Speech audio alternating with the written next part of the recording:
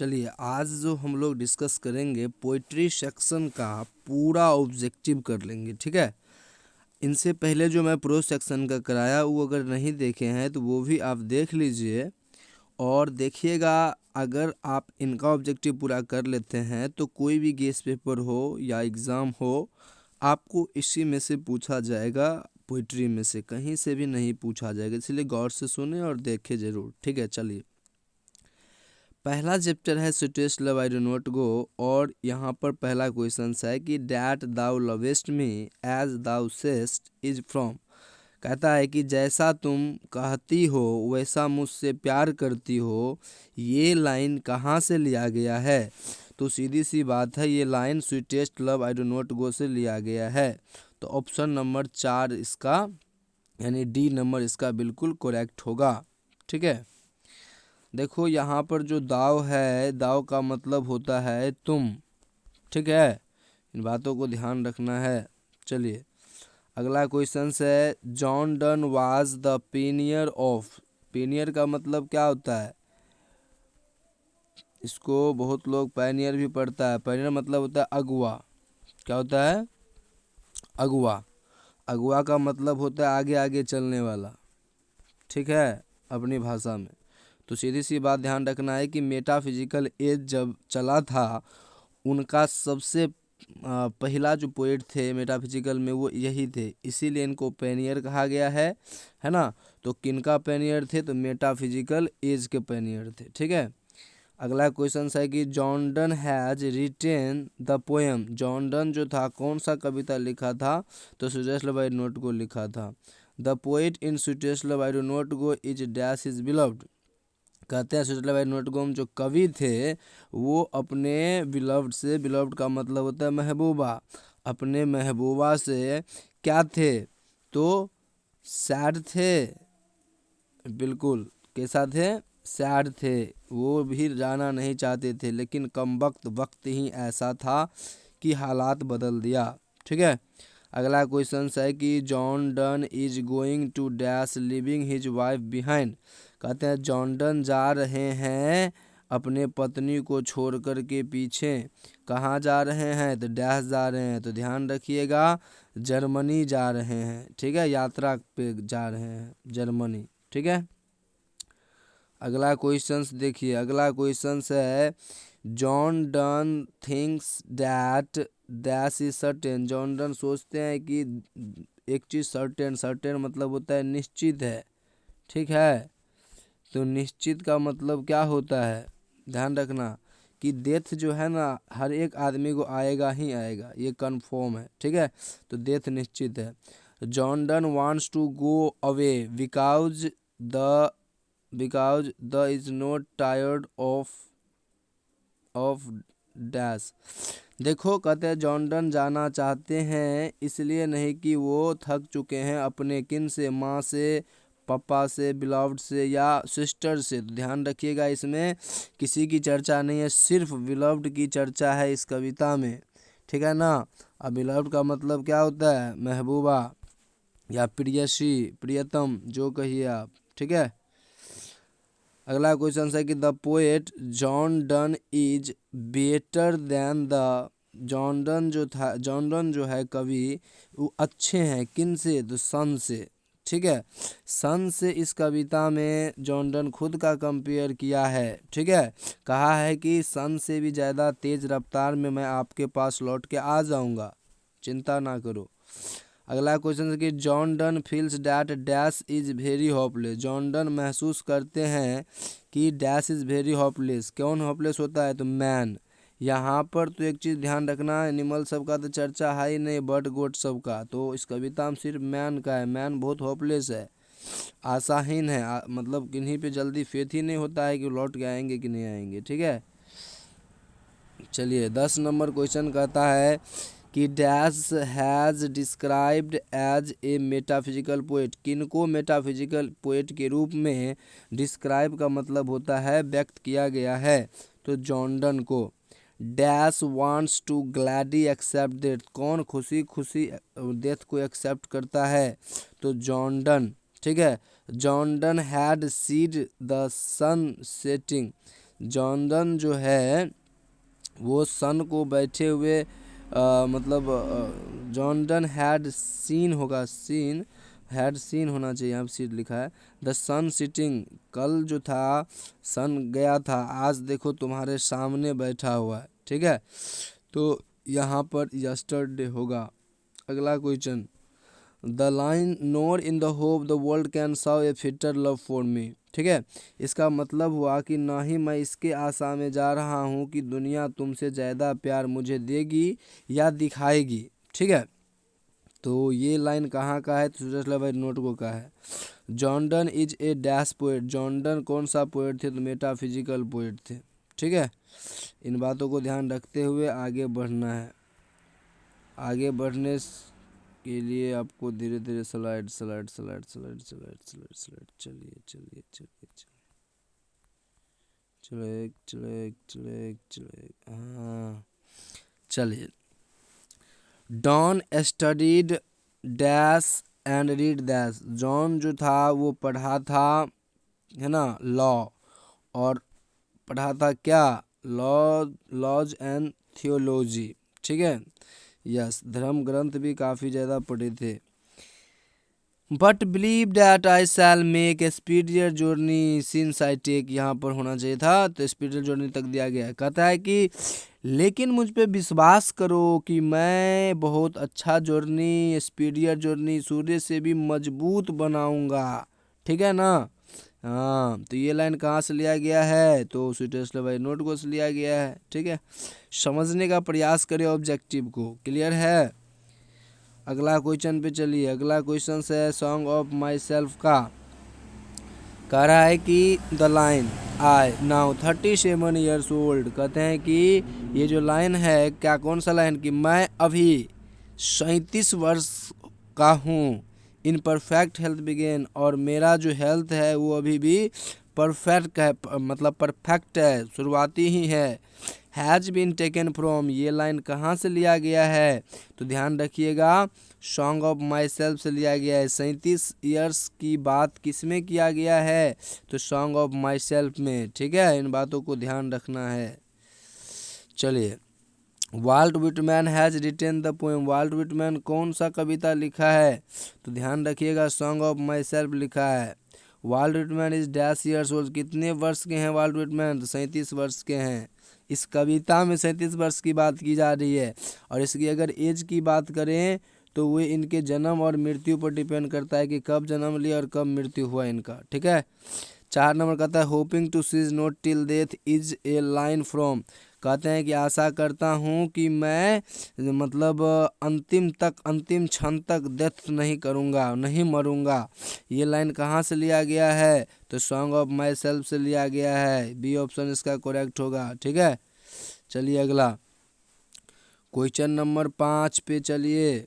5 क्या कर रहा है, I celebrate my self and Singh my self is written bye, कहते हैं मैं खुद से समारोह मनाता हूँ और खुद से गाना गाता हूँ। ये लिखा गया किनके द्वारा, तो वाल्ट विटमैन के द्वारा। ए ऑप्शन इसका बिल्कुल बिल्कुल बिल्कुल करेक्ट है। ठीक है, चलिए 6 नंबर क्या कहता है, I in the first line of the poem song of myself is the poet, कहते हैं कि पहला जो लाइन है सॉन्ग ऑफ माई सेल्फ का, उसमें जो आई वर्ड यूज किया गया है, क्या ये कवि है, तो कवि है, तो कौन सा कवि है, तो ध्यान रखिएगा वाल्ट विटमैन है वो, मतलब डी ऑप्शन। ठीक है, 7 number in the poem song of my self the poet dash for himself, कहते हैं कि सॉन्ग ऑफ माई सेल्फ कविता में कवि जो है अपने लिए क्या करता है, तो कवि अपने लिए गाना गाता है। ठीक है ना, सिंग्स होगा इसमें।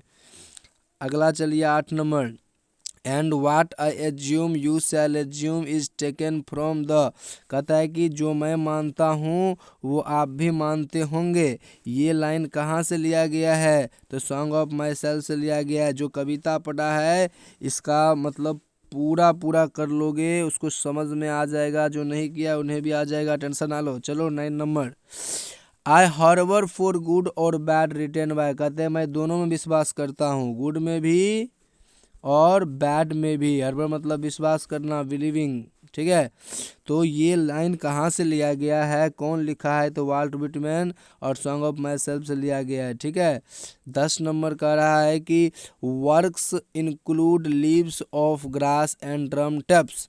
ये जो लीव्स ऑफ ग्रास है और ड्रम टैप्स है वो किसने लिखा है, तो वाल्ट विटमैन लिखा है, जिनमें उनका कई सारा काम है। 11 number, I permit to speak every hazard at every hazard. मुझे हर एक खतरा पे बोलने का परमिट है, अधिकार है। हजार्ड का परमिट मतलब क्या होता है, अधिकार या अनुमति, ठीक है। और हजार्ड का मतलब होता है खतरा, क्या होता है, खतरा, ठीक है। तो मुझे कोई भी खतरा पे बोलने का अधिकार है। ये लाइन कहाँ से लिया गया है, तो सॉन्ग ऑफ माई सेल्फ से लिया गया है, यानी ए ऑप्शन इसका बिल्कुल करेक्ट होगा, सॉन्ग ऑफ माई सेल्फ, ठीक है। 12 चलिए, Walt Whitman worked as a volunteer nurse. Volunteer nurse किसको कहते हैं, वॉलंटियर नर्स कहा जाता है कि ऐसा व्यक्ति जो बिना कुछ लिए किसी का मदद करता है, किसी का मदद करता है। जैसे इसमें भी एक वर्ल्ड वार हुआ था, सिविल वार हुआ था, जिसमें निहत्थे लोग, इन्होंने काफ़ी ज़्यादा मदद किया, ठीक है। तो ये कौन सा युद्ध हुआ था, सिविल वार, वही पूछ ही रहा है कि वॉलंटियर नर्स इन कौन से युद्ध में ये मदद किए थे, तो द सिविल वार युद्ध था वो, ठीक है। अगला क्वेश्चन है 13 कि I celebrate my self and Singh my self. मैं खुद को समारोह मनाता हूँ और खुद को गाना भी गाता हूँ। डैश इज फ्रॉम कहाँ से लिया गया है, सॉन्ग ऑफ माई सेल्फ से लिया गया है, ठीक है। चलिए अगला क्वेश्चन है आपके 14 नंबर, आपके स्क्रीन 14 नहीं है। अब यहाँ पर देखो, now the leaves are falling fast है, ठीक है। बढ़ते जाइए, करते जाइए।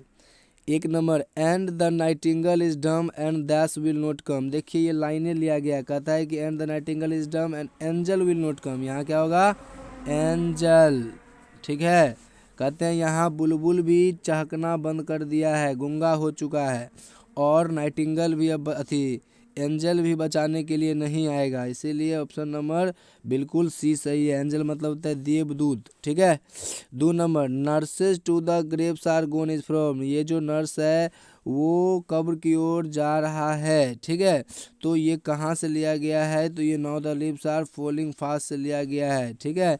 सी नंबर, नर्सेज आया ना, नर्सेज समझ जाना, ये पोएम किसका लाइन है, ये जो वर्ड आएगा वो कौन सा पोएम का लाइन होगा, तो now the leaves are falling fast का, ठीक है। चलिए 3 number, WH Auden won the dash prize. कौन सा प्राइज जीता था 1948 में, तो 1948 में जो इन्होंने जीता वो था आपके पुलिट्जर प्राइज। कौन सा प्राइज, पुलिट्जर प्राइज। ध्यान रखिएगा, WH ऑर्डन एक यूनिक प्राइज जीता था, जो पूरे आपके सिलेबस में कोई ऐसा प्राइज नहीं जीता है। वो कौन सा प्राइज है, पुलिट्जर प्राइज, वो भी कितने ईस्वी में, 1948 ईस्वी में, ठीक है। इन बातों को ध्यान रखना है। अगला चलिए, and the active hands must dash. ये जो एक्टिव हैंड है ना, जो अभी चल रहा है आपका, वो क्या हो चुका है, फ्रीज हो चुका है, ठीक ना। ये फ्रीज कब होता है ना, तो ये लाइन है direct, must freeze lonely on the separate knees. और घुटने तले आप ऊपर की राह देखने लगते हैं, यानी जाने लगते हो ऊपर कब्र की ओर, ठीक है। तो यहाँ पर क्या होगा, must freeze, must freeze, must freeze, ध्यान रखना है। एक्टिव हैंड आया तो आगे मस्ट फ्रीज होगा, सेपरेट नीज से पता लगाना है कि ये now the leaves are falling fast का है, ठीक है।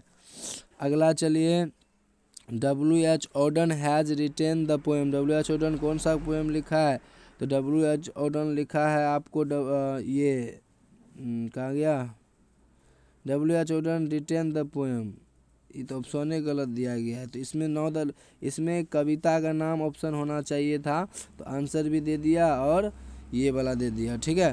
खैर इसकी चिंता नहीं करना है। तो यहाँ पर रिटेन द पोएम होगा, तो पोएम अगर होगा तो क्या होगा, now the leaves are falling fast, ठीक है। Now the leaves are falling fast, ठीक है। आएगा द पाम्स आर डैश। देखो रोलिंग होगा यहाँ पर, पाम्स का मतलब होता है लुढ़कने वाला पहिया, जो कब्र की ओर जा रहा है, लुढ़कने वाला पहिया जो कब्र की ओर जा रहा है। ठीक है, तो ध्यान रखना ये पोएम का ही लाइन है। द ट्रेवलर्स आर वी, हम लोग ट्रेवलर्स है, dash being moving towards our death. कौन है जी? We human beings. देखो बींग्स दिया गया है, तो बींग्स कौन सा वर्ड में लगता है? एनिमल बींग्स थोड़े होता है, रूरल बींग्स अर्बन बींग्स नहीं होता है, ह्यूमन बींग्स होता है। तो वर्ड से भी आप यहाँ पर पता लगा सकते हैं। खैर हम लोग जो है ह्यूमन बींग्स ही ट्रेवलर है। ठीक है, चलिए, human life is not better than, मनुष्य का जीवन अच्छा नहीं है। किन से? लाइफ जीवन से, डेथ मृत्यु से, जर्नी या नन ऑफ दिस। तो कवि का कहना है कि जीवन में बहुत दुख है, इसीलिए डेथ इनसे अच्छे हैं। ठीक है, तो डेथ होगा यहाँ पर। लाइफ जो है बेटर नहीं है डेथ से। ठीक है ना। द लीव्स आर फॉलिंग क्या फास्ट, यानी कि पत्ते जो है पेड़ के वो तेज़ी से झड़ रहे हैं, गिर रहे हैं नीचे की ओर। ठीक है, बिल्कुल। यहाँ पर वर्ल्ड मतलब ये पेड़ है और इसके जो पत्ते आप देखते होंगे, ये पत्ते इनके क्या है?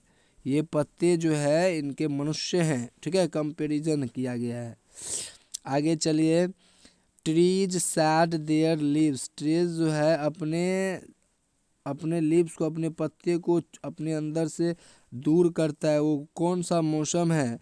तो ऑटम है। ठीक है, ऑटम सीजन जिसे पतझड़ कहते हैं, इसी में पेड़ से पत्ते निकलना, मतलब निकलना नहीं बल्कि झड़ना शुरू हो जाता है। ठीक है, अगला क्वेश्चन है कि dash waterfall could bless the traveller passing through that way. कहते हैं कि डैश वाटरफॉल कुड ब्लेस, मतलब कौन सा वाटरफॉल उसको ब्लेस दे सकता है? तो वाइट वाटरफॉल। ध्यान रखिएगा, वाइट वाटरफॉल उसे कुछ समय के लिए राहत दे सकता था, लेकिन क्या करे, ट्रेवलर जो है ह्यूमन बींग्स, वो लास्ट डिस्ट्रेस पे है, थ्रू दैट वे, उसी वे पे है। अब वो ब्लेस दे कर के भी ज़्यादा दिन तक नहीं टिक पाएगा, वो चला ही जाएगा।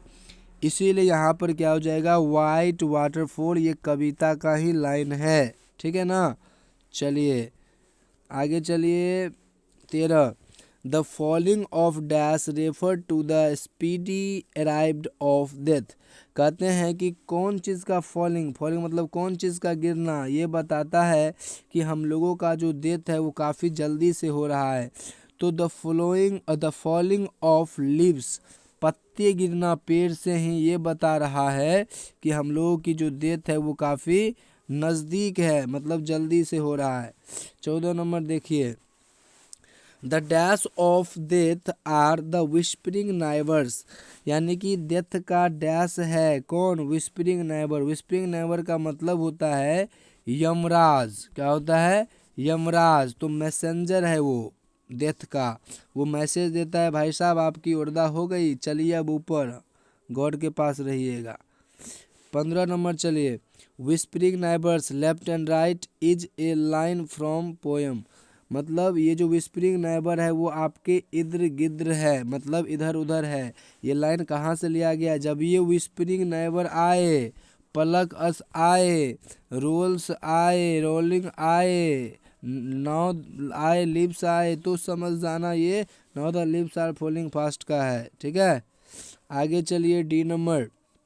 डी कर रहे हैं 16 नंबर। ठीक है, nurses flower will not last is line. ये जो नर्सेज फ्लावर का कभी अंत नहीं हो सकता। ठीक है, इस कविता में कह रहे हैं भले ही मनुष्य एक ना एक दिन चला जाएगा, लेकिन इसका जो बच्चे हैं जिसको नर्सेज फ्लावर कहते हैं, इसका अंत कभी नहीं होगा। फिर ये बूढ़ा होगा, फिर इनके बच्चे होंगे, इस तरह से जनरेशन चलता जाएगा। तो ये जो नर्सेज फ्लावर है कभी भी लास्ट नहीं होगा। ये लाइन कहाँ से लिया गया है? कौन लिखा है? तो W.H. ऑर्डन लिखा है। ठीक है, चलिए अगला क्वेश्चन है आपके स्क्रीन पर,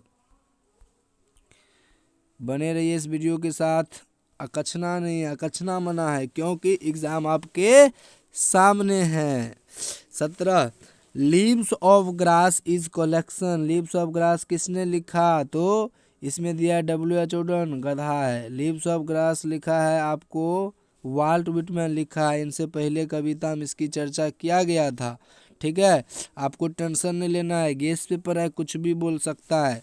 खैर मुझ पे विश्वास रखिए। 18 number, the line and the palms go rolling on is from. ये जो पाम्स गो रोलिंग ऑन है, लुढ़कने वाला पहिया अब कब्र की ओर जा रहा है, तो सीधी बात समझिएगा कि ये now the leaves are falling fast का ही है। ठीक है, अगला चलिए 19 number, the line and the nightingale is dumb. ये जो लाइन है कह रहा है कि बुलबुल अब डम हो गया है। डम का मतलब गूंगा हो गया है, सुरीली आवाज़ उसका बंद हो चुका है। इस टेकन फ्रॉम कहाँ से लिया गया है, तो now the leaves are falling fast से लिया गया है। ठीक है, 20 नंबर पे चलिए। 20 नंबर क्या कर रहा है कि now the leaves are falling fast is written by, किनके द्वारा लिखा गया, तो W.H. ऑटन के द्वारा लिखा गया। Who run scolding for their food, किन्हें मतलब फूड यानी खाना खाने के लिए भी डांटा जाता है, उसे बुखाया जाता है। Now the leaves are falling fast में तो ट्रोल्स होगा, इसमें ये वर्ड है ट्रोल्स। भूखमरी बेरोजगारी लोगों को दौड़ा दौड़ा के खाना खिलाया जाता है, वो भी कोई गारंटी नहीं है। ठीक है, यानी डांटा जाता है।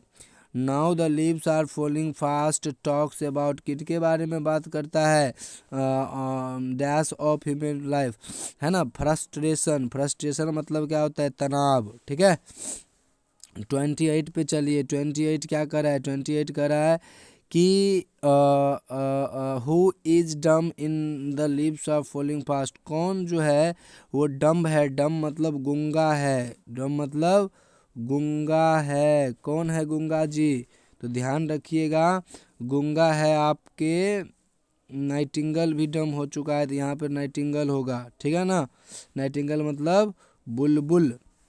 चलिए अब हम लोग चलेंगे और टू ऑटम की ओर।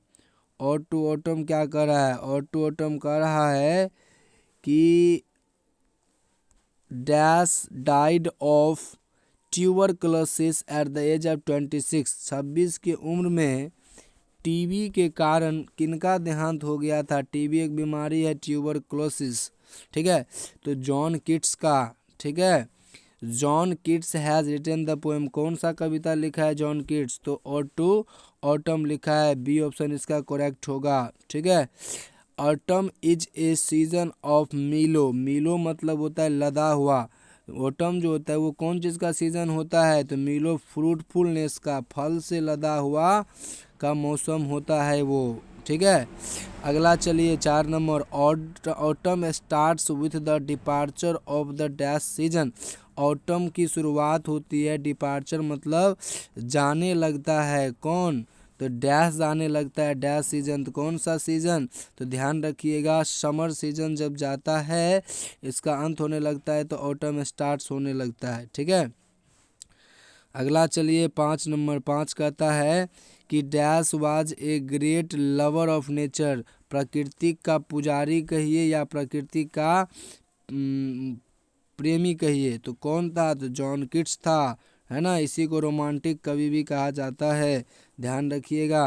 अगला चलिए 6 number, in dash new leaves and fruit come out on tree, कौन सा सीजन में नया नया पत्ता और फ्रूट जो है आना शुरू हो जाता है, तो ध्यान रखिएगा ऑटम सीजन में। ठीक है, बहुत बच्चा यहाँ कंफ्यूज हो जाता है, भाई साहब ऑटम तो पतझड़ हुआ, तो इसी को ध्यान रखना है कि पतझड़ नहीं, जब पत्ते गिर जाते हैं तब ना न्यू आने लगता है, और उनके बाद उसमें फल भी होने लगता है। चूँकि पोएम में ऑटम का चर्चा है तो ऑटम ही दीजिए। ठीक है, 7 नंबर चलिए, एंड गैदरिंग स्वालोज। गैदरिंग का मतलब क्या होता है, गैदरिंग भी पढ़िए।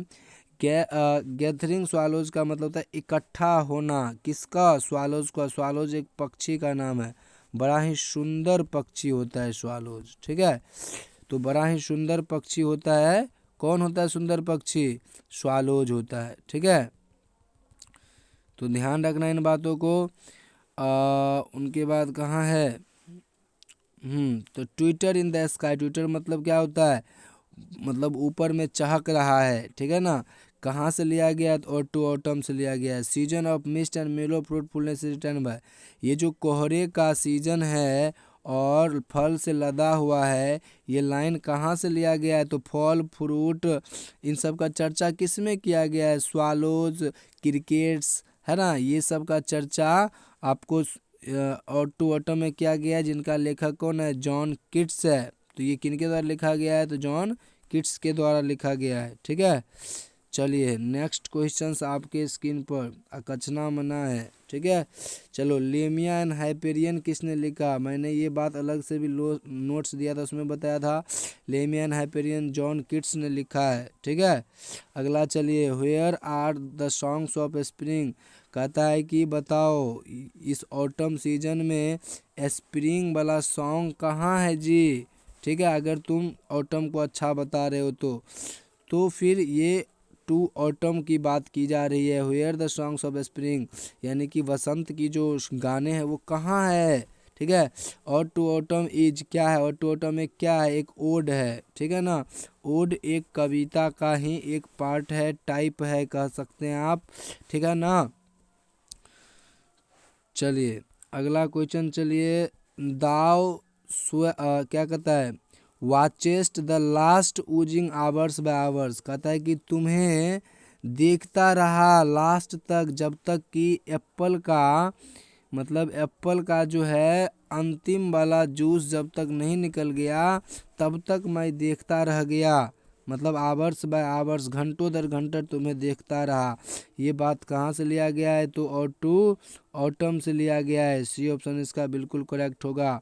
आगे चलिए, who sits carelessly on the granary floor in autumn, कौन ग्रेनरी फ्लोर पर बिना परवाह के बैठी हुई है, तो ध्यान रखिएगा इसका ऑप्शन होगा वुमेन, क्योंकि इस कविता में ऑटम को वुमेन से यानी एक औरत से कंपैरिजन किया है। ठीक है ना, औरत से कंपैरिजन किया है, समझ में आ गया। चलिए अगला क्वेश्चन है आपके स्क्रीन बोर्ड पे, चाहे अगला अगला अगला इसका बाकी है, who wrote the piece why I am not a Christian, कौन लिखा है कि भाई साहब मैं क्रिश्चियन क्यों नहीं हूँ। देखिए ये इस कविता का तो नहीं है, फिर भी मैं आपको बता दूं बर्ट्रैंड रसेल इन बातों को लिखा है, लेकिन इस कविता का ये नहीं है, इन बातों को ध्यान रखना है। ठीक है, 13 नंबर कहता है however rare rare it be, अच्छा हमको लग रहा है दूसरा भी, एक मिनट कहीं पीछे हो जाते हैं,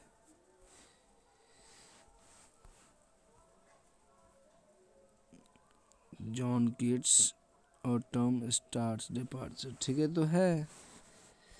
खैर चलिए 13 नंबर पे, 13 नंबर क्या कहता है कि however rare rare it be, कहता है कि ऐसा मिलना मुश्किल है। ठीक है ना, मतलब ये रेयर है, ये देखो हम बता रहे हैं कि ये उनका है, ये कविता जो ब्यूटीफुल लेडी होता है, and when I crumble dash is taken from, कहाँ से लिया गया है, एन.ए.पी. थाप से लिया गया है। ठीक है, इसमें एक सुंदर नारी की चर्चा खूब बढ़िया से किया गया है, कवर पे जाकर के कवि खुद से इनकी सुंदरता का व्याख्यान करते हुए कहते हैं कि however rare it be, जैसा भी थी वो सबसे सुंदर थी, है ना, रेयर थी, रेयर मतलब होता है यूनिक थी। एंड व्हेन आई क्रम्बल, जब भी मैं मरूंगा, dash is who will remember her, तो इसे कौन याद करेगा, ऐसा कभी कहते हैं। इज टेकन फ्रॉम कहाँ से लिया गया है, तो एन.ए.पी. थेप से लिया गया है। ठीक है, इन बातों को ध्यान रखना है, भले ही इस कविता का और टोटम का ये क्वेश्चन और ये क्वेश्चन नहीं था। ठीक है ना, चलिए अगला है आपके स्क्रीन पर, द सोल्जर से चलते हैं, आप स्टार्ट करें। Rupert Brooke praises, Rupert Brooke जो था प्रशंसा किया किसका, तो इंग्लैंड का, तो इंग्लैंड का खाया तो प्रशंसा इंडिया का थोड़े करेगा। खैर द सोल्जर बहुत सुंदर कविता है एक सैनिक के लिए। ठीक है, who has compose the poem the soldier, the soldier किसने लिखा, तो सोल्जर लिखा है रूपर्ट ब्रूक ने। ठीक है ना, बहुत सुंदर कवि थे। आगे चलिए, Rupert Brooke has written the poem, कौन सा कविता लिखा है, द सोल्जर लिखा है, क्या लिखा है, द सोल्जर, रूपर्ट ब्रूक लिखा है। The soldier is a dash poem, कौन सा कविता है सोल्जर, वार कविता है, कैसा कविता है, वार कविता। और ध्यान रखिएगा कि रूपर्ट ब्रूक को वार पोएट भी कहा गया है। ठीक है, the image and praises of dash run through both of the stanza, यानी कि both the stanza the images and praises, image हो या उनकी प्रशंसा हो, किसका खींचा गया, तो इंग्लैंड का खींचा गया, क्योंकि ये कवि इंग्लैंड से ही बिलोंग करते थे। आगे चलिए 16 नंबर, 16 करें 6 number, the place where the soldier would be buried should be treated as the part of dash after his death. इसका मतलब क्या होता है, कहते हैं वह जगह जहाँ उनका बरीड होगा, उनको दफनाया जाएगा, वो किसके तरह व्यवहार होना चाहिए, तो इंग्लैंड के पार्ट की तरह, इंग्लैंड के भाग की तरह, आफ्टर हिज डेथ, उनके मृत्यु के बाद, किनके भाग की तरह, तो इंग्लैंड की। तो उसका कहना था कि जितना दूर मुझे दफनाया जाएगा, भले ही वो ज़मीन कहीं और का हो, लेकिन शरीर मेरा होगा, और मैं किसका हूँ, तो मैं इंग्लैंड का हूँ। तो सीधी सी बात है, वो ज़मीन भी उतना दूर किसका होगा, इंग्लैंड का होगा। The speaker of the poem the soldier is a, है ना, यानी कि इस कवि द सोल्जर का जो कवि मतलब कवि हैं, वो डॉक्टर है कि सोल्जर है, टीचर या ट्रेडर है, तो सोल्जर है, ठीक है, सोल्जर है, वो खुद ही सोल्जर है, उन्होंने खुद कविता लिखा है। The poem dash is A patriotic poem, patriotic का मतलब होता है देशभक्ति, तो कौन है देशभक्ति कविता, द सोल्जर है, ठीक है। अगला कहता है कि Rupert Brooke speaks in the guise of an dash soldier, ठीक है, यानी कि किस सोल्जर के लिए लिखा है रूपर्ट ब्रूक, ठीक है, ये बोलता है, तो ये सभी अमेरिकन सोल्जर के लिए, ठीक है। रूपर्ट अमेरिका नहीं, वो इंग्लिश होगा। Rupert Brooke speaks in the guise of an English soldier, English soldier के लिए ही ये कविता लिखता है। हम सब एक हैं और हम सब को यही बात सोचना चाहिए, अगर युद्ध जीतनी है तो यहाँ पर इंग्लिश होगा, ठीक है। आगे चलिए 10 number, the poem dash is a sonnet, ये जो आप पढ़े द सोल्जर, ये 14 लाइन्स की कविता है, जिसे हम लोग सोनेट कहते हैं, ठीक है। आगे चलिए, the speaker is not afraid, speaker डरता नहीं, किन से, डेथ से, मृत्यु से। सोल्जर अगर डर जाए तब तो देश ही दिक्कत हो जाएगा, है ना। आगे चलिए 12, the dust stands for the, dust जो है किसके लिए खड़ा है इस कविता में, डस्ट का मतलब होता है धूल, क्या होता है, धूल, समझ गए ना। तो यहाँ पर क्या है, सोल्जर, सोल्जर को कंपेयर किया गया है मिट्टी के धूल से, ठीक है। The poet in the soldier is depicted the miseries, ये जो कवि हैं किसके रूप में डिपिक्ट किया गया है, माना गया है, किसके दुख में, तो वार, नेचर, रिलेशन या लव, तो वार के रूप में ये लोग जो हैं मानते हैं इन बातों को, ठीक है ना, मतलब लोग हटाते हैं मिसरीज, इसको मान लेते हैं।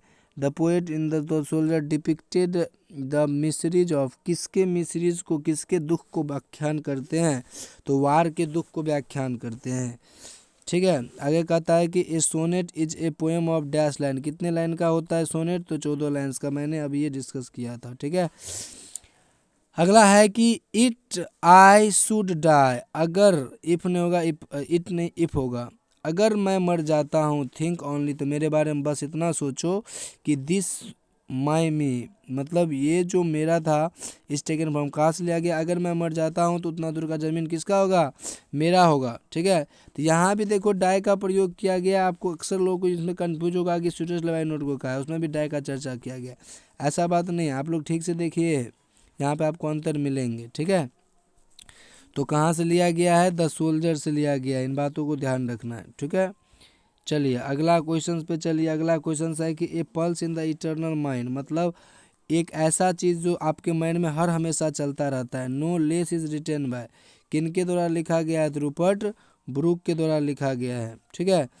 अगला है 17 number, the line in hearts at peace, कहते हैं कि ये लाइन जो है हार्ट एट पीस, यानी कि ये जो दिल है वो शांति में, अंदर एन इंग्लिश हेवन, किसके अंदर में, तो एक अंग्रेजी स्वर्ग के अंदर में है ये हार्ट, ये दिल, है ना। इज टेकन फ्रॉम, ये कहाँ से लिया गया है, तो ये लिया गया है द सोल्जर से, ठीक है। जब ये इंग्लिश की चर्चा हो, इंग्लिश हेवन जो भी है, तो समझ जाना द सोल्जर है, रूपर्ट ब्रूक उनका लेखक है।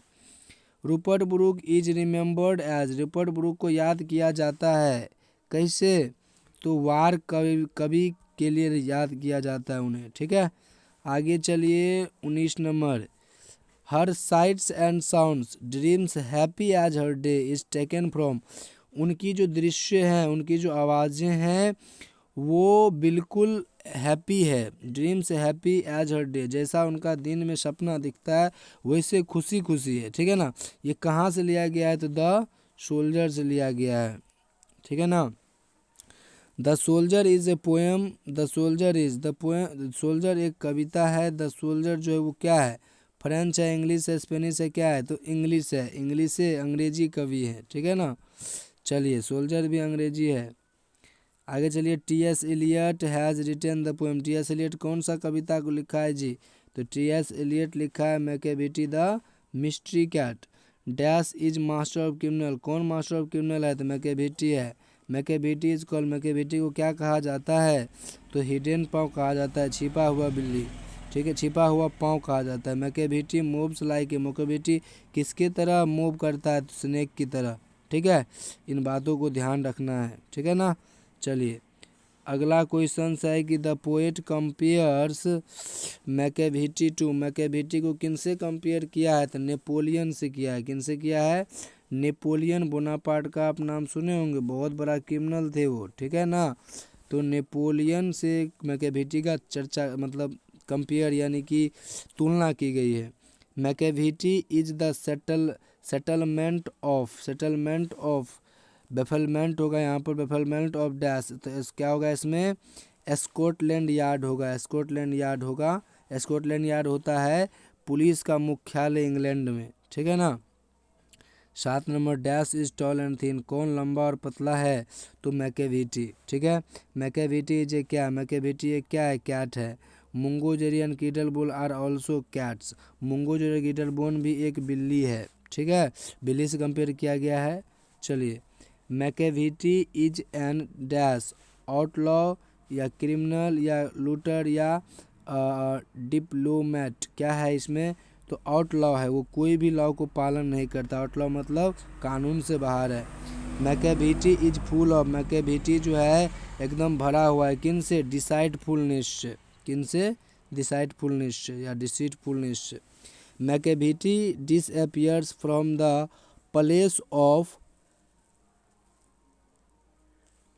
Help before the dash reach there, कह रहा है कि ये जो मैकेविटी वो डिसअपियर हो जाता है उस जगह से जहाँ पर वो घटना हुई है, ठीक है ना, आपको पहुँचने से पहले, डैश, तो डैश रिच देयर, तो किसको पहुँचने से पहले वो रवाना हो जाता है, तो पुलिस को, किनको, पुलिस को पहुँचने से पहले ही कैट रवाना हो जाती है, ठीक है। चलिए अगला क्वेश्चन पे चलिए, अगला क्वेश्चन क्या है, अगला क्वेश्चन नेक्स्ट, चलिए, he is broken every human law is taken from, है ना, ये पूरे मनुष्य के जो लॉ है, कानून है, सबको तोड़ देता है, कहाँ से लिया गया ये, तो यही लिया गया मैकेविटी द मिस्ट्री कैट। जब ये ह्यूमन लॉ तो की बात करे, तोड़ने फोड़ने की बात करे, तो मैकेविटी समझ जाना, ठीक है। आगे चलो 14, and when the foreign officer, जब भी फॉरेन ऑफिसर आता है, find a treaty gone astray is written by, वो कुछ नहीं फाइंड कर पाता इस गलियों चौबारों में, ये कहाँ से लिया गया है, तो टी एस एलियट ने इन बातों को लिखा है, ठीक है ना। चलिए 15, T S Elliott is a dash poet, कौन से कवि हैं टी एस एलियट, तो 20वीं सेंचुरी कवि हैं, 20वीं सदी के कवि हैं, ठीक है। 16 number, the wasteland has been composed by, wasteland किसके द्वारा लिखा गया है जी, तो वेस्टलैंड भी टी एस एलियट ने ही लिखे थे, ठीक है। चलिए अगला, Macavity was a cat of, Macavity जो कैट है वो कैसा है, तो डिसीटफुलनेस है ना, डिसीटफुलनेस का मतलब भयावह है। Macavity is a friend in dash shape, किसके शेप में है मैकेविटी, है ना, तो ध्यान रखिएगा फिलाइन शेप में है, फिलाइन शेप का मतलब होता है राक्षस टाइप का। Ash Wednesday is written by Ash Wednesday किनके द्वारा लिखा गया है? आस वेडनेसडे भी टी.एस. एलियट ने ही लिखे हैं, ठीक है। चलिए अगला क्वेश्चन है 20। Macavity the mystery cat has been taken from. Macavity the mystery cat किनसे लिया गया है? तो ओल्ड पोजम बुक्स नाम का एक कलेक्शन था, उनसे लिया गया है, old possum books of practical cats, ठीक है।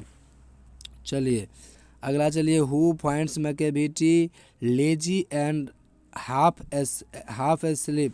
कहते हैं कि कौन इसको पाता है कि मैकेविटी कैसा है? लेजी है और अंध निंद्रा में सोता है, आधा नींद में सोता है। तो T S. Eliot, according to T S. Eliot Macavity is an a dash.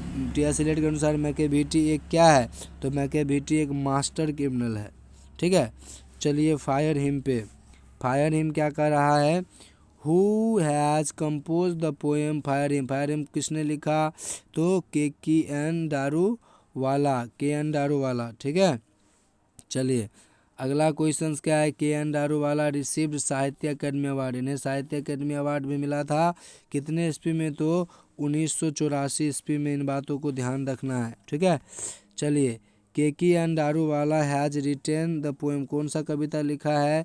तो fire him. K. N.. Daruwalla is an dash poet. कौन से कवि है? तो इंडो एंग्लियन पोएट है, ठीक है ना, इंडिया के थे इसलिए इंडो एंग्लियन पोएट हो गए। K. N.. Daruwalla was dash by religion. किन से रिलीजन थे भाई साहब? कौन सा धर्म था इनका? पारसी, ठीक है ना, धर्म के अनुसार पारसी थे वो। It was the dash of the poet ailing with him passing by the cremation ghat. मतलब कहता है कि यह बड़ा कैसा था? उनके फादर मतलब किन के साथ थे? ऑफ द पोएट, पोएट के वो कौन थे? जो उनके साथ जो है वो पास हो रहे थे उस घाट के पास से, तो फादर थे, ठीक है ना, पिता के साथ वो जा रहे थे। चलिए अगला क्वेश्चन है आपके स्क्रीन पर।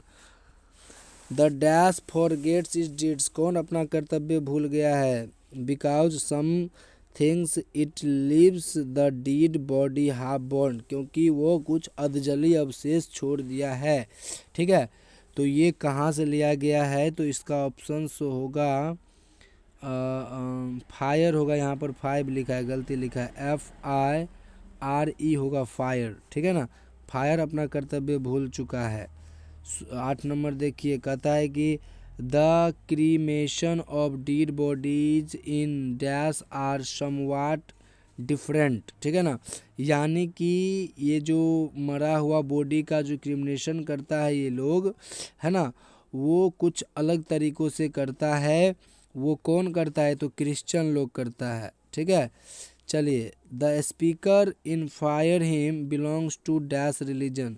तो कौन रिलीजन से बिलोंग करते हैं? तो जोरोस्ट्रियन रिलीजन से, ठीक है। पारसी जोरोस्ट्रियन एक के बात हुआ। आगे चलिए 10 number.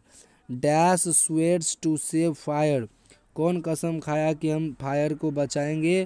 From the scene of forgetfulness. ये जो भूलने की जो पाप किया है ना, उनसे मैं बचाऊंगा आग को। आग को पारसी लोग पवित्र मानते हैं, तो होगा बी नंबर इसका। के.एन. दारूवाला को साइन हिज न्यू बोर्न। अपने नए बच्चे को जन्म दिया और उसे भेज दिया कहाँ? डैश टू द फ्लेम, आग के झोंकों में। तो इसका ऑप्शन होगा सन, ठीक है, बोर्न सन था, वो बेटा था। The dash child was consigned to the fire under compulsion. मजबूरी में उस बच्चे को भेज दिया जाता है फायर की झोंकों में। तो ए नंबर होगा फर्स्ट बोर्न चाइल्ड, ठीक है। Dash belongs to Zoroastrian family. कौन जोरोस्ट्रियन फैमिली से बिलोंग करता है? तो के.एन. दारूवाला, ठीक है। आगे चलिए 14 number. The poet sees the red hot. कवि देखते हैं एकदम आग की लालिमा, किन से? इम्ब्रेस। इम्ब्रेस का मतलब हॉट इम्ब्रेस, आग के जो ऊपर की भाग होते हैं लुत्ती, उसी को इम्ब्रेस कहते हैं। वो काफ़ी ज़्यादा कवि को दिख रहा है, ठीक है। We saw embers losing their cruel redness. देखा कि वो जो आग की जो लुत्ती है ना, वो काफ़ी ज़्यादा रेडनेस ऊपर की तरफ, मतलब अजीब तरह के दृश्य दिखा रहे हैं, ठीक है ना। वो कैसा है? क्रूअल रेडनेस है। कहाँ से लिया गया है? तो फायर हिम से। एज आई कोसैन, जैसा ही मैं भेजा, मैं फर्स्ट बोर्न चाइल्ड, अपने पहला बच्चा को फ्लेम में, आग की झोंकों में। ये कहाँ से लिया गया है? तो के.एन. दारूवाला ने इस लाइन को लिखा है। Keki Daruwalla is the recipient of, Keki Daruwalla किसका अधिकारित है, मतलब प्राप्त है, इनको मिला है अवार्ड, कौन सा अवार्ड मिला है, तो साहित्य अकेडमी अवार्ड मिला है। ठीक है। 18 number, crossing the river is an important volume verse written by, किनके द्वारा लिखा गया क्रॉसिंग द रिवर, तो ध्यान रखना है के Daruwalla. I swore to save my fire, मैं कसम खाता हूँ कि मैं फायर को सेव करूँगा। From the scene of forgetfulness, भूलने की पाप से, टेकन फ्रॉम कहाँ से लिया गया है, तो फायर हिम से लिया गया है। अब चलिए स्नेक की ओर। ठीक है। अक्षेना, अक्षय का दिक्कत हो जाएगा। Was it cowardice I dared not kill him, कहता है क्या मैं डरपोक हूँ कि मैं उसे नहीं मारा, मुझ में हिम्मत नहीं उसको मारने की, इस ऐसा उसके मन में होता है। तो ये कहाँ से लिया गया है, स्नेक से लिया गया है। ठीक है। And stooped and drank little more, वो खड़ा हो गया और काफ़ी ज़्यादा पिया, तो ये कहाँ से लिया गया है, स्नेक से लिया गया है। ठीक है। चलिए अगला क्वेश्चन आपके स्क्रीन पे है, कचना मना है। चलिए D.H.. Lawrence has written the poem, कौन सा कविता लिखा डी.एच. लॉरेंस, तो ध्यान रखना है आपको स्नेक लिखा है, सॉरी डी.एच. लॉरेंस जो है वो क्या लिखा है, स्नेक लिखा है। ठीक है। तो है आगे चलो 4 number, a snake appears on the trough of the dash to sip water, पानी पीते हुए कौन दिखा जी, ट्रफ पर, ट्रफ मतलब होता है वो जो पानी जिसमें रखते हो। ठीक है ना, तो कौन देखा, सी नंबर पोएट देखा। ठीक है। चलिए पोएट ही देखा, क्योंकि पोएट ही तो लिखे हैं इस कविता को। चलिए a dash came to D H. Lawrence, कौन डी.एच. लॉरेंस के पास आया, वाटर ट्रफ के पास आया, तो स्नेक आया। ठीक है। चलिए आगे बढ़ें। The poet had gone to the water trough to drink, poet भी वाटर ट्रफ पे गया पानी पीने के लिए, क्या पीने के लिए, पानी पीने के लिए। ठीक है। चलिए वाटर होगा इसमें ऑप्शन। 7 नंबर से हम लोग चलते हैं। 7 नंबर क्या कहता है, the poet compares the snake to dash bird, है ना, किसको कंपेयर किया है, कभी सी बर्ड को कंपेयर किया है, यानी कि समुद्री पक्षी को। ठीक है। पोएट कहते हैं अगर हम सांप को जो मार देता है ना, उनके बाद पोएट को पछतावा आता है कि सी बर्ड को जो मारा था तो बड़ा ही मतलब बहुत ही खतरनाक कुछ घटना हो गई थी उनको मारने के बाद। ऐसे ही पोएट को कभी को डर लगता है, इसलिए स्नेक को किन से कंपेयर किया, सी बर्ड से, जिसका नाम है अल्बाट्रॉस। ठीक है। The snake seemed like a dash in exile, exile में सांप किसके तरह लगता है, तो ध्यान रखिएगा किंग की तरह लगता है, एकदम मुकुट को उठाए हुए। A dash is mentioned in the poem snake, snake में किसका मेंशन किया गया है, ध्यान रखिएगा mango tree, peepal tree, carob tree या फिर नन ऑफ दिस, तो कार्बो ट्री का प्रयोग किया गया है, बरगद जिसे हम लोग अपनी भाषा में कहते हैं बड़ा झमटगर होता है। ठीक है। तो कार्बो ट्री के बारे में चर्चा किया गया है। The poet was wearing, poet जो है पहना हुआ है, कौन चीज़ पहना हुआ है, तो पैजामा। ठीक है। हाँ ठीक है। चलो the snake met the poet near his water, snake जो है पानी के नज़दीक में मिला था, किन से मिला था, पोएट से। ठीक है। तो कहाँ मिला था जी, बकेट या ट्रफ पर मिला था। ठीक है। ना ही बकेट में मिला था, ना ही वेल, ना ही पॉन्ड में मिला था, सिर्फ ट्रफ पर मिला था। ठीक है। The speaker had a desire to talk to, speaker के पास एक इच्छा थी कि उनसे बातें करे, किन से, स्नेक से, के ही होगा, मिस्टेक है थोड़ा सा। ठीक है। चलिए अगला क्वेश्चन है आपके स्क्रीन पर 13 में क्या कहता है, the snake tucked at the poet, यानी कि कवि जो था, स्नेक जो था कवि को किस रूप में लिया, तो विगुरली देखा। ठीक है। विगुरली मतलब गुरूर, आँख गुरर के देख रहे थे। ठीक है। मतलब कह सकते हैं कि गेजिंग किया था। The voice of my educations, मेरे शिक्षा की आवाज़ कहता है मुझसे, ही मस्ट बी किल्ड, उसे ज़रूर मार देना चाहिए। ठीक है। दीज लाइन्स टेकन फ्रॉम, किन से लिया गया है, तो स्नेक से लिया गया है। मारने काटने की बात है तो स्नेक समझ जाना, ठीक है। ही लिफ्टेड हिज हेड, अपने अपने होठों को, अपने सर को उठाया। From his drinking as cattle do, एकदम जानवर की तरह पीने के बाद। इज रिटन बाय, किन के द्वारा लिखा गया है, तो ध्यान रखना है D.H. लॉरेंस के द्वारा लिखा गया है।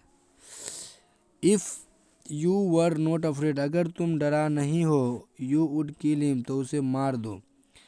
तो ये कहाँ का लाइन है, स्नेक का है, ठीक है। पहला, ही lifted his head from the drinking he from, कहाँ से लिया गया है, तो स्नेक से लिया गया है। D.H. Lawrence exalts the values of primitive life in, primitive life के मतलब वैल्यूज़ को बताते हुए कहाँ बताते हैं, प्रिमिटिव लाइफ के, स्नेक के, ठीक है। चलिए 19 नंबर पे चले। 19 क्या कहता है, 19 कह रहा है कि the poet in snake picked up A dash log, क्या उठाता है स्नेक में कवि, तो कलमसी लॉग, टुकड़ा, किसका टुकड़ा, तो लॉग का टुकड़ा। लॉग मतलब क्या होता है, एक लकड़ी का गट्ठर है ना, का टुकड़ा उठाता है, ठीक है। चलिए, who wanted to kill the snake, कौन चाहता था स्नेक को मार दे, तो पोएट, पोएट चाहते थे, ठीक है। शुरू में चाहते थे, शुरू में नहीं चाहते थे, फिर मार भी दिए, चाहे तब तो। चलिए, in poem snake Lawrence exalts the values of primitive, अभी ये चर्चा किया गया primitive primitive primitive, values of primitive का चर्चा किया गया स्नेक में, ठीक है। चलिए, अब हम लोग अंतिम चर्चा करेंगे माय ग्रैंडमदर हाउस, ठीक है। समर इन कोलकाता किनके द्वारा लिखा गया है, समर इन कोलकाता कमला दास के द्वारा लिखा गया है। कमला दास कौन सा कविता लिखा है, तो माय ग्रैंडमदर हाउस लिखा है। कमला दास इज एन डैश पोइट, कौन सा पोइट थे, तो इंडियन कवि थे, ठीक है। पोइटिस मतलब लड़की थी। आगे देखो, कमला दास इज टॉकिंग अबाउट, किन के बारे में बात करते हैं, हु इज डिड नाउ, तो ग्रैंड मदर के बारे में बात करते हैं जो अभी मर चुकी है। इसमें मदर दिया है, गलत ऑप्शन है, ठीक है। तो इसमें डी होगा आंसर। आगे चलिए, कमला दास रिमेंबर्स द हैप्पी डेज, कौन से हैप्पी डे को याद करते हैं, अपने कंपनी अपने साथी के साथ, तो ग्रैंड मदर को याद करते हैं, ठीक है। आगे चलिए, she noticed a dash behind the door, किसको नोटिस कर रहे हैं, तो डॉग को नोटिस कर रहे हैं, कुत्ते को, ठीक है, बेडरूम के पीछे। आगे चलिए, the house went into silence due to the death of dash, मतलब डैश के मृत्यु होने के बाद घर जो है वो बिल्कुल कैसा हो चुका है, शांत हो चुका है। तो इसमें उमेन जो है ये होगा उमेन, ठीक है। जो ग्रैंड मदर थी उनकी देहांत हो गई तो घर क्या हो गए, बिल्कुल साइलेंस में बदल गए। My grandmother mother's house is an dash poem of Kamala Das, by Kamala Das, कौन सा कविता है ये, एक तरह से ऑटोबायोग्राफिकल है, कैसा है, ऑटोबायोग्राफिकल, ठीक है। The poetess in the grandmother's house begs at doors, क्या मांगने जाता है, डूरे डूर, तो किन से मांगने जाता है, स्ट्रेंजर से, ठीक है। क्या मांगने जाता है, तो लवनेस। The poet in the grandmother's house begs at doors, किनके डोर्स जाते हैं मांगने के लिए, तो स्ट्रेंजर्स के दूर, अजनबी के दूर, ठीक है। 10 number, there is a house now far away, कहता है कि एक घर है जो अभी काफ़ी दूर है। वेयर ऑन्स आई रिसीव्ड लव, जहाँ मैं प्यार पाया था। Dash is from the poem, ये कहाँ से लिया गया है, तो माय ग्रैंड मदर हाउस से लिया गया है। सी ऑप्शन इसका बिल्कुल करेक्ट होगा, ठीक है। अगला है कि बिहाइंड माई बेडरूम, बेडरूम के पीछे, door like a brooding is written by, किन के द्वारा लिखा गया है, मेरे बेडरूम के पीछे किसके तरह है, ब्रूडिंग की तरह है, तो ये कमला दास लिखे हैं, ठीक है। अलग the snakes were seen among, snakes जो है वो दिखता है डैश किसके बीच में, तो बुक्स के बीच में। अमंग लगता है दो या दो से अधिक, जब कोई व्यक्ति वस्तु विशेष हो तो उसमें अमंग लगता है, अन्यथा बिटवीन लगता है अगर सिर्फ दो के बीच में होता हो। 13 नंबर पे चलिए, 13 क्या कहता है कि Kamala Das has a respectable place in both English and dash literature, कौन कौन लिटरेचर में ये महारती हासिल की थी, रिस्पेक्टेबल हो गई थी, मतलब काफ़ी ज़्यादा इनका मान सम्मान हुआ, तो इंग्लिश भी एज वेल एज मलयालम भी, दोनों कविता ये लिखते थे, ठीक है। Snakes were seen among dash in my grandmother house. Snakes को देखा जाता था कहाँ? तो एमंग बुक्स देखा जाता था। ठीक है, किस में? तो माई ग्रैंडमदर हाउस कविता में। ठीक है, चलिए अगला क्वेश्चन देखते रहिए। चलिए ये ख़त्म हो गया। अगला क्वेश्चन लेके आएंगे हम लोग स्टोरी ऑफ इंग्लिश। तब तक हमारे चैनल को शेयर कर दीजिए, सभी विद्यार्थी को सबको फ़ायदा हो जाए। चलिए, सबका साथ सबका विकास। बहुत बहुत धन्यवाद।